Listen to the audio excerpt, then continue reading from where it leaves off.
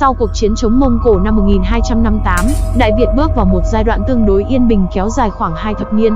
Sự yên bình này có được một phần nhờ vào các hoạt động ngoại giao khéo léo của triều đình nhà Trần, nhưng yếu tố quan trọng hơn chính là do Mông Cổ đang bận tập trung vào cuộc chiến dứt điểm triều Nam Tống để độc chiếm toàn bộ lãnh thổ Trung Hoa.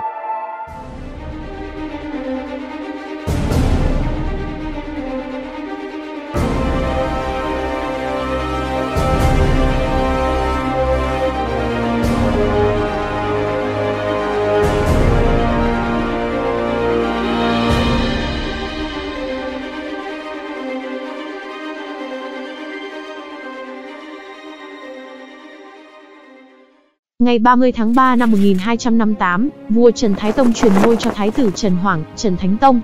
Biết được tin, một lượng hợp thai ở Vân Nam sai sứ giả sang đưa thư, đòi vua mới phải đích thân sang chầu và nạp cống lễ vật theo lệ cũ. Bấy giờ nước Tống ở Giang Nam bị vây bức dần yếu thế, ngay cả những quan lại Tống triều cũng tìm đường sang Đại Việt nương nhờ. Triều đình Đại Việt đã sớm phán đoán việc quân Mông diệt Tống là chuyện sớm muộn, vì thế nên Đại Việt đã phái một đoàn sứ giả mang thư và lễ vật sang nước Nguyên để tạo không khí hòa hoãn. Năm 1259, Đại hãn Mông Kha cùng em trai Hốt Tất Liệt và tướng một lượng hợp thai chia binh tấn công mãnh liệt Nam Tống. Trong trận đánh với tướng Vương Công Thiên tại vùng Hợp Châu Tứ Xuyên, không may Mông Kha bị tử trận. Cái chết của Mông Kha khiến Mông Cổ trở nên lục đục, buộc Mông Cổ phải tạm dừng cuộc chiến xâm lược Nam Tống.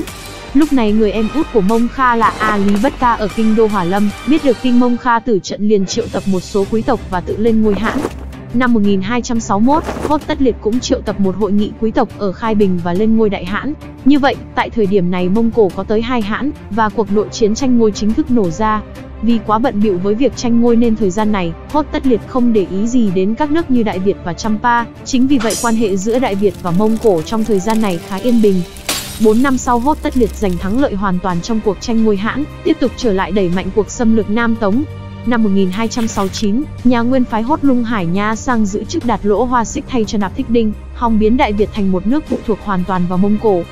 Năm 1271, Hốt Tất Liệt đổi tên nước là Đại Nguyên, lại gửi chiếu thư đòi vua Trần Thánh Tông phải đích thân sang chầu.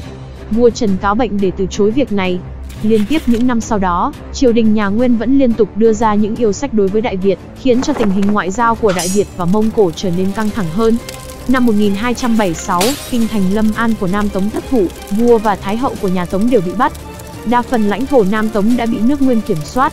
Năm 1277, Thượng Hoàng Trần Thái Tông qua đời.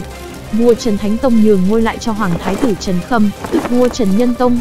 Một lần nữa, triều Nguyên lại bắt đích thân vua mới của Đại Việt phải sang chầu để tỏ lòng thần phục.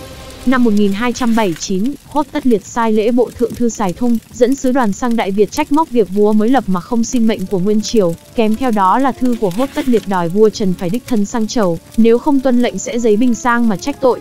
Như vậy đến đây, Hốt Tất Liệt đã thẳng thừng đem Việt binh đao ra mà đe dọa Đại Việt. Trong năm 1279, quân Nguyên đánh trận cuối cùng với quân Nam Tống ở Nhai Môn, tiêu diệt hoàn toàn Tống triều, chính thức chiếm trọn Nam Tống. Biên giới nhà Nguyên bây giờ đã bao trọn phần phía Bắc của Đại Việt, làm cho lời từ chối của Đại Việt trở nên khó chấp nhận hơn, bởi đây là nơi chứa chấp tàn quân của nhà Tống. Năm 1281, sứ đoàn Đại Việt do Trần Di Ái, Lê Tuân, Lê Mục sang Nguyên nộp cống theo kỳ hạn. Hốt Tất Liệt lấy cớ vua Trần không sang chầu, lập Trần Di Ái làm An Nam quốc vương, Lê Mục làm Hàn Lâm học sĩ, Lê Tuân làm thượng thư.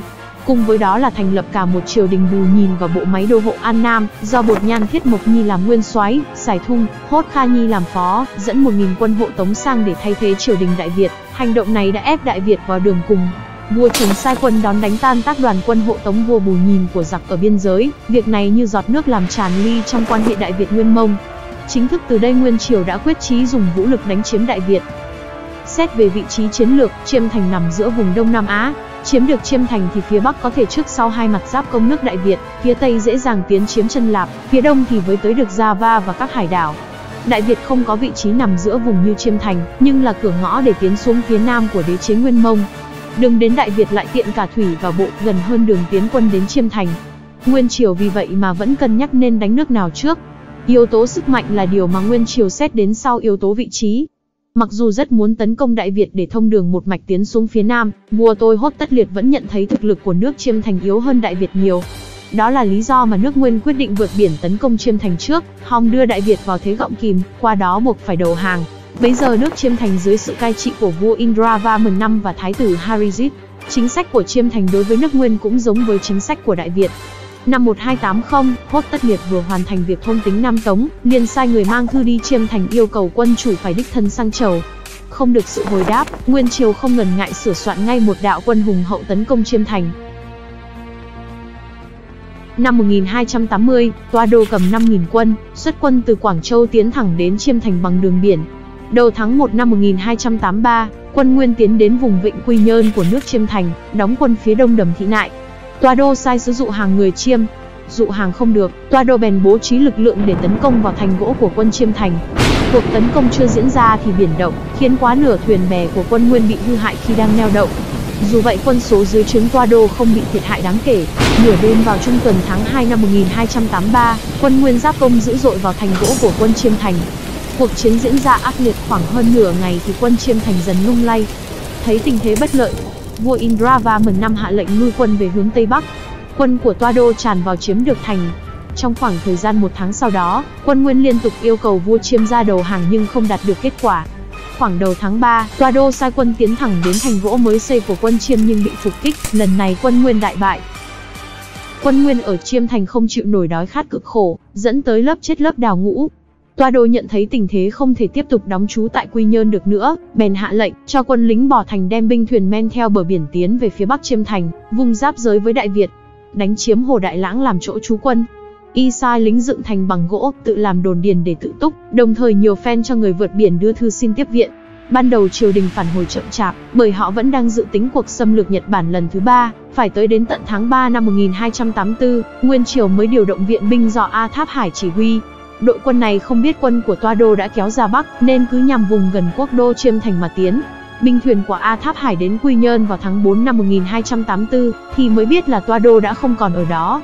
A Tháp Hải cùng đội viện binh bèn dong thuyền lên phía Bắc tìm Toa Đô, dọc đường đi bị bão đánh tan tác gần hết. Bấy giờ ở Chiêm Thành, Toa Đô hoàn toàn hết hy vọng đánh chiếm đất đai thành trì của quân Chiêm, mà chỉ có khả năng phòng thủ, cố gắng tự nuôi quân. Phía bên kia chiến tuyến, vua và thái tử Chiêm Thành cũng không dám mạo hiểm tấn công quân Nguyên, chỉ sai sư đến xin Toa Đô rút quân về nước.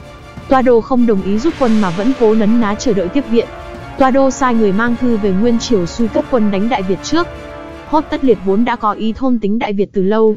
Nay việc đánh chiếm Chiêm Thành gặp nhiều trở ngại do đường biển xa xôi, nên đành phải thay đổi kế hoạch. Lại nói về phía Đại Việt, kể từ sau việc hộ tống Trần Di Ái về Đại Việt làm An Nam Quốc Vương thất bại, quan hệ giữa đế quốc Nguyên Mông và Đại Việt hầu như đã không còn chỗ cho hòa bình. Để xâm lược Đại Việt, Hốt Tất Liệt đã huy động một lực lượng quân số khổng lồ lên đến 50 vạn. Thành phần quân Nguyên được điều động khá đa dạng về chủng tộc, vùng miền, và lực lượng nòng cốt vẫn là những kỵ binh thiện chiến Mông Cổ. So với lần xâm lược năm 1258, lần này quân Nguyên mạnh hơn gấp bội, lại được chuẩn bị khá đầy đủ về lương thảo và hậu cần. Thành phần tướng lĩnh trong trận chiến này cũng thuộc hàng ưu tú nhất của đế chế Mông Nguyên. Vua Nguyên phong cho hoàng tử thứ 9 là Thoát Hoan làm Trấn Nam Vương, giữ chức thống soái trong cuộc xâm lược Đại Việt. Phối hợp với Thoát Hoan là A Lý Hải Nha giữ chức Bình Chương. Trong hàng ngũ tướng lĩnh sang Đại Việt còn có Lý Hằng, cũng là công thần hàng thứ 3 của triều Nguyên, được phong chức tả thừa. Dưới trướng Thoát Hoan ngoài 2 tướng kể trên, còn có hàng loạt tướng lĩnh khác, cũng đều liệt vào hàng danh tướng của Nguyên Triều như Ô Mã Nhi, Phàn Tiếp, Nạp Tốc Lạt Đinh, Áo Lỗ Xích, Lý Bang Hiến, Lý Quán, Tôn Hữu, Tản Tháp Nhi Đài, Nạp Hải, Khoan Triệt. Toàn tuyến biên giới Nguyên Mông Đại Việt từ năm 1282 đến năm 1285 nhộp nhịp việc sửa sang doanh trại cầu đường. 2 cụm tiền tiêu chủ yếu của quân Nguyên ở Vân Nam và Ung Châu hình thành. Nguyên Triều gom quân dài từ miền Bắc kéo xuống miền Nam để tiến đánh Đại Việt. Cùng với đó, Thoát Hoan lệnh cho thuộc hạ đem thư truyền lệnh cho Toa Đô ở phía Bắc Chiêm Thành, dẫn quân đánh thốc lên. Giặc Nguyên toan tính sẽ dùng 3 gọng kìm Vân Nam, Ung Châu, Chiêm Thành để phối hợp nghiền nát Giang Sơn Đại Việt trong thời gian ngắn, rồi từ đó đánh tỏa ra khắp vùng Đông Nam Á. Trước mưu đồ xâm lược đã quá lộ liễu của quân Nguyên, Vương Triều Trần cùng toàn dân Đại Việt cũng tích cực chuẩn bị cho chiến tranh vệ quốc. Tháng 11 năm 1282, vua Trần Nhân Tông Ngự ở bến Bình Than, tổ chức hội nghị vương hầu cùng các tướng lĩnh chủ chốt để bàn kế sách bảo vệ đất nước. Nhân Huệ Vương Trần Khánh Dư trước kia phạm tội bị tước hết chức vị và gia sản, trong hội nghị được vua ân xá, ban chức phó đô tướng quân, trở thành một trong những tướng lĩnh chủ chốt trong cuộc kháng chiến. Hoài Văn Hầu Trần Quốc Toản còn ít tuổi không được dự bàn cơ mưu, bèn tự mình về nhà điều động gia đình, mộ binh ngàn người, tự bỏ tiền tư ra để đóng thuyền, sắm sửa vũ khí, thao luyện binh sĩ chuẩn bị chống giặc. Cuối năm 1282, Chiêu Minh Vương Trần Quang Khải được tiến phong chức thượng tướng thái sư, là chức quan đứng đầu cả 2 ban văn võ. Đến cuối năm 1283, vua Trần Nhân Tông cho hội quân các vương hầu tổ chức tập trận quy mô lớn, rồi nhân đó bổ dụng hưng đạo vương Trần Quốc Tuấn chức quốc công tiết chế, nắm quyền toàn bộ quân đội nhà Trần. Phần đông quân chủ lực Đại Việt dồn lên phía Lạng Châu, để đề phòng quân Nguyên từ Ung Châu theo đường lớn đánh sang. Phạm Ngũ Lão cùng nhiều tướng khác đảm nhận tuyến biên giới đến Ải Chi Lăng, bao gồm một loạt cửa ải như Khâu Ôn, Khâu Cấp, Khả Ly. Trần Hưng Đạo đóng đại doanh ở Ải Nội Bàng. Châu Thất Nguyên do quản quân Nguyễn Nộn đóng giữ. Hoài Thượng Hầu Trần Lộng đóng giữ vùng Tam Đái. Chiêu Văn Vương Trần Nhật Duật được cử lên trấn giữ Ải Thu Vật. Ở Thăng Long và Vạn Kiếp, thủy quân được bố trí sẵn để làm hậu viện cho các cụm phòng thủ phía Bắc. Tại Thăng Long, vua Trần Nhân Tông tự mình cũng nắm giữ một lực lượng thủy quân mạnh để tiện ứng biến. Tại các vùng Tây Bắc, quân của các tù trưởng đã chuẩn bị chiến đấu. Thế lực họ Hà ở Châu Quy Hóa, trước đây đã có nhiều chiến công trong cuộc chiến chống Nguyên Mông lần thứ nhất, nay lại tiếp tục sản sinh ra những vị anh hùng mới. Hà Đạc bấy giờ là tù trưởng ở Châu Quy Hóa, có trong tay hàng ngàn quân người Tày, là lực lượng đầu tiên đương đầu với quân Nguyên ở Vân Nam. Tù trưởng Trịnh Giáp Mật ở Châu Đà Giang cũng là một lực lượng đáng kể. Ngày 27 tháng 1 năm 1285, quân Nguyên từ Ung Châu chia làm hai cánh tiến vào Đại Việt. Tại những nơi như Khâu Ôn, Khâu Cấp, những trận chiến đầu tiên đã diễn ra. Cuộc chiến Đại Việt Nguyên Mông chính thức bắt đầu. Cảm ơn tất cả các bạn đã theo dõi video. Nếu thấy video có ích với bạn, xin hãy cho mình một đăng ký và một like, để mình có động lực làm tiếp những video tiếp theo nhé.